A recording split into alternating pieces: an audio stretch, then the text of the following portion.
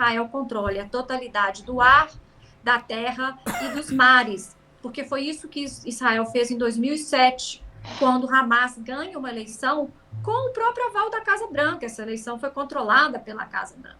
Então, assim, é uma contradição em termos. Eu aceito a sua soberania, mas se eu definir o seu governo, essa é a narrativa europeia, que isso foi até um texto, né, Pedro, se eu puder colocar aqui para os nossos leitores, para que as pessoas entendam o que foi a declaração dos países europeus pela liberdade da Palestina. Então, acho absolutamente problemático que o presidente Lula use essa expressão europeia para qualificar o Hamas. Se você for ver outras expressões, África do Sul, o próprio rei da Jordânia, que mais ajuda do que atrapalha, né, que deve sentir ali da casa dele o cheiro das crianças palestinas mortas e é incapaz de barrar um único míssil de Israel, né, apesar de ter exército. Então, Kiko, eu acho que, assim, falar pela Palestina hoje, falar contra o genocídio, é aplicar sanções a Israel. É isso que é a verdadeira... e deixar que os palestinos se autodeterminem.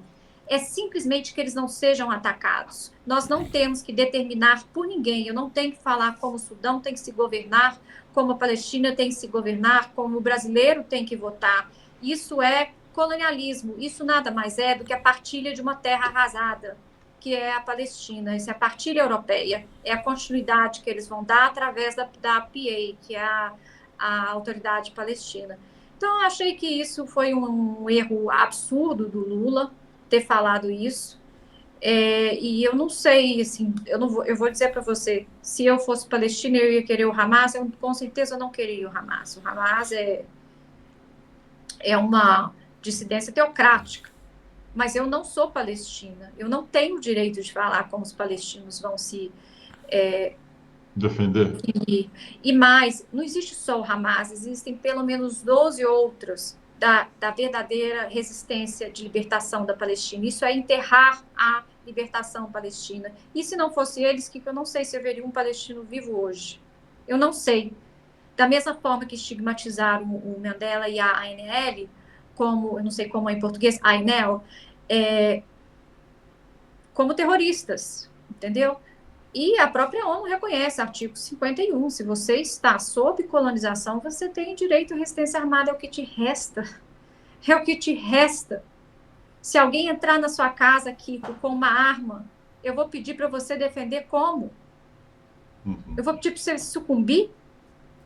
Não é assim que funciona o direito de defesa, né? Então, acho que isso foi um erro dramático do presidente Lula.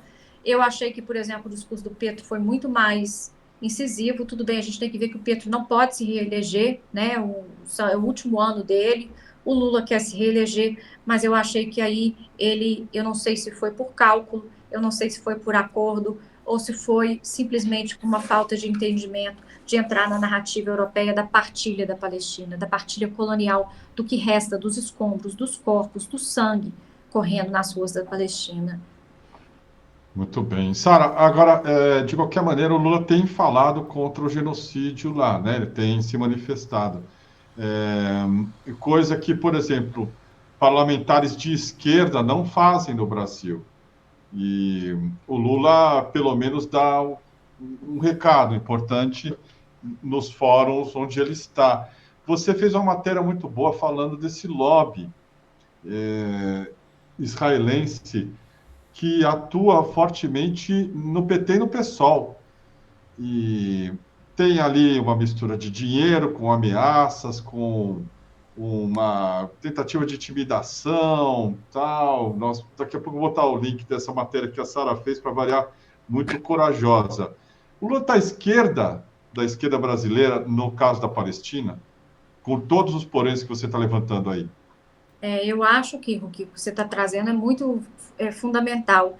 Como que eu vou fazer sanções a Israel? Como eu vou realmente defender a autonomia, a soberania, a liberdade da Palestina, se eu tenho um Congresso acovardado? Se eu tenho um Congresso comprado?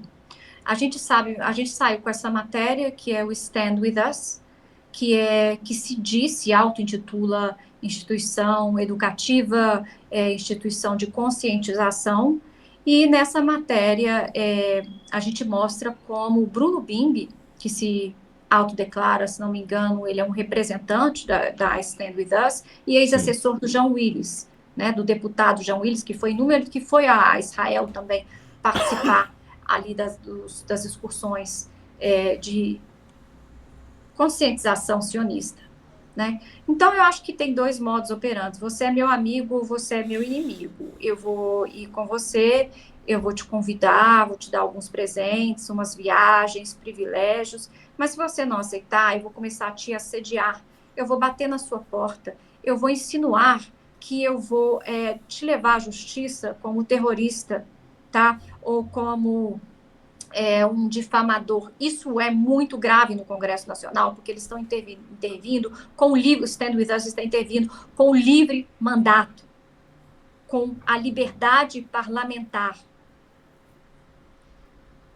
Eles mandam cartas, nós publicamos uma carta muito problemática. Então, assim, acho que é bastante. O Lula, nesse aspecto, está isolado, porque, inclusive, até na nossa denúncia do Stand With Us, todos os 4, 5 deputados que foram as nossas fontes não queriam sair com o próprio nome. Olha, Pois é. eu acho que Que faltou coragem vergonha. e agradeço as Que minhas gente fontes, mas covarde, né? faltou coragem aí de Faltou. dizer eu fui assediado, eu estou me sentindo assediado, eu não concordo de ter isso na minha porta todo dia, eu tenho direito como parlamentar de me expressar e de não concordar com o lobby, com o chamado lobby. E esse é um modo operante muito antigo, Kiko, muito bem treinado, muito bem ensaiado. O próprio John Mearsheimer conta como isso funciona no seu livro, ele conta como isso funciona ali nos Estados Unidos. Na Inglaterra, nós temos vários, né? Começando pelo Friends of Israel, que jogou pelo menos £1 milhão na campanha do Keir Starmer. Tudo isso vem com um preço, que é a falta de autonomia, a falta de liberdade, e não é para isso que a gente elege. Então, o Lula está completamente isolado. Eu não vejo um deputado realmente fazer nenhuma intervenção potente, correta, real. São todas, sim, sempre muito tímidas e acovardadas. E aí eu peço para ele que ele se inspire na coragem do povo palestino, daquelas crianças filmando com seu celular para denunciar, dos próprios europeus, né? Quantos amigos meus, jornalistas lá, não tiveram as casas invadidas pelo Scotland Yard, acosados, né? Assediados por estar por estar reportando para o mundo o que está acontecendo na Palestina. Quantos amigos eu não tive nisso, né?